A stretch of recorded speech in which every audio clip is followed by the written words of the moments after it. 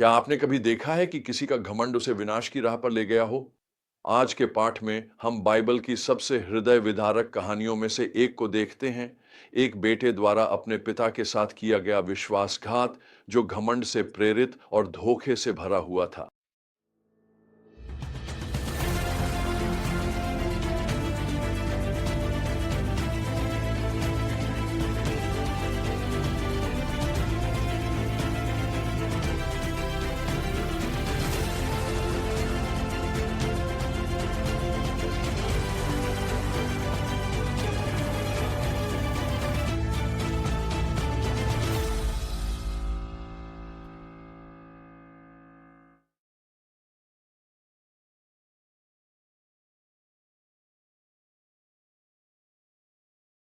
यहाँ का मुख्य संदेश अत्यंत प्रभावशाली है।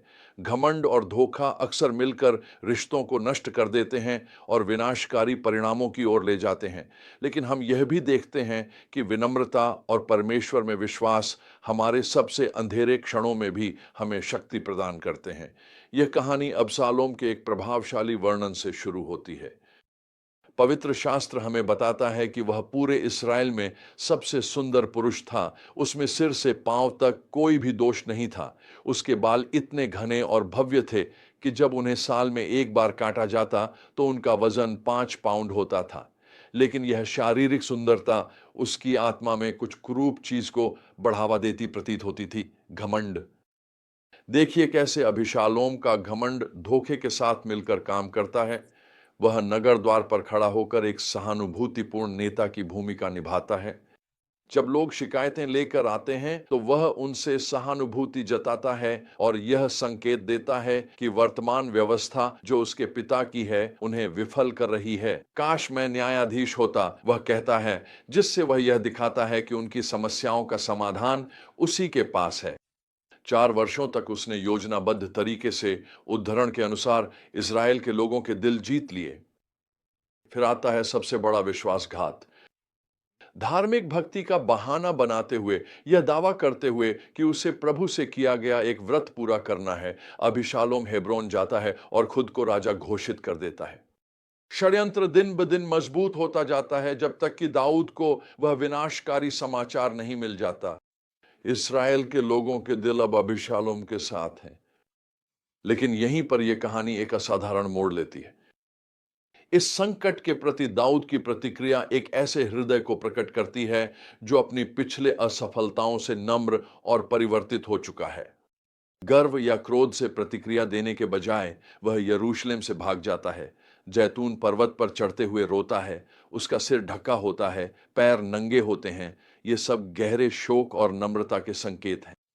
हम जानते हैं कि नम्रता परमेश्वर की कृपा को आमंत्रित करती है, जबकि घमंड परमेश्वर का विरोध लाता है। याकूब 4:6 कहता है, परमेश्वर घमंडियों का विरोध करता है पर नम्रों को अनुग्रह देता है। सच्चे नेतृत्व की पहचान आत्म प्रचार नहीं, बल्कि परमेश्वर के प्रति समर्पण से होती है। इन अध्यायों में दाऊद की प्रतिक्रिया, विशेष रूप से भजन संहिता 3 में वर्णित, जो दबाव में विश्वास की प्रार्थना है। अपने निकटतम लोगों से विश्वासघात के बावजूद उसका शरण स्थान परमेश्वर में है। वह यह लिखता है, परंतु हे यहोवा, तू मेरे चारों ओर ढाल है, तू मेरी महिमा है और तू ही है जो मेरा सिर ऊंचा करता है। भजन 30:30। अपनी शक्ति पर निर्भर होने के बजाय दाऊद उद्धार के लिए परमेश्वर की ओर देखता है। संकट या विश्वासघात के समय परमेश्वर की सुरक्षा और प्रभुत्व पर भरोसा रखें।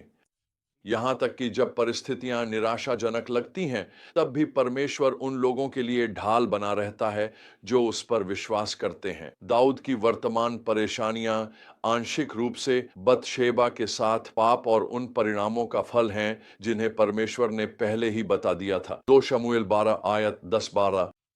फिर भी दाऊद का हृदय पश्चातापी और परमेश्वर की ताड़ना के प्रति समर्पित बना रहता है। यह स्पष्ट रूप से तब दिखाई देता है जब वह 2 शमूएल 16 आयत 10-12 में शमई के शाप को सहन करता है। अपमानों को इस रूप में स्वीकार करना कि वे संभवतः परमेश्वर की इच्छा हो सकते हैं। परमेश्वर की ताड़ना विनाश के लिए नहीं, बल्कि सुधार के लिए होती है।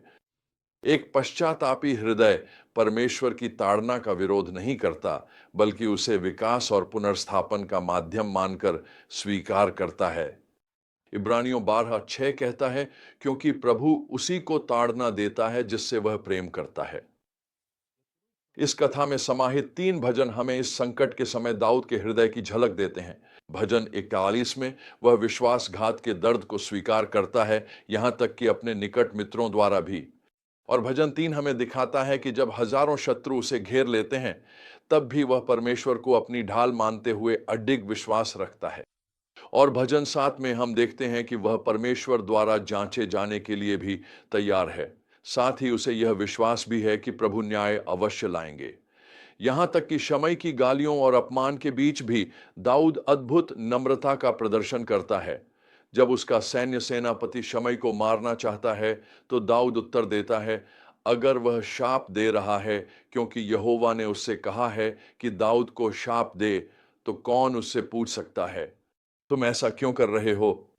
आप देख सकते हैं दाऊद परमेश्वर के हाथ को अपने दुहक में भी देखता है और न्याय के लिए उस पर भरोसा करता है। तो हम आज इन सत्यों को अपने जीवन में कैसे लागू कर सकते हैं?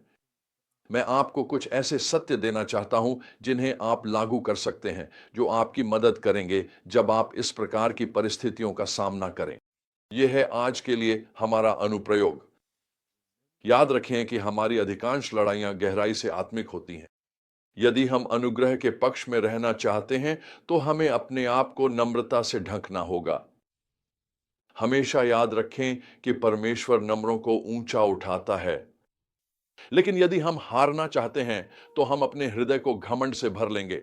तब आप बाइबल का यह सत्य सीखेंगे कि घमंड पतन से पहले आता है। इसलिए जब आप किसी लड़ाई का सामना करें, तो परमेश्वर से प्रार्थना करें कि वह आपके हृदय को जांचे। उससे प्रार्थना करें कि वह आपको एक नम्र आत्मा दे। उससे प्रार्थना करें कि वह आपको वही हृदय और दृष्टिकोण दे जो दाऊद के पास था।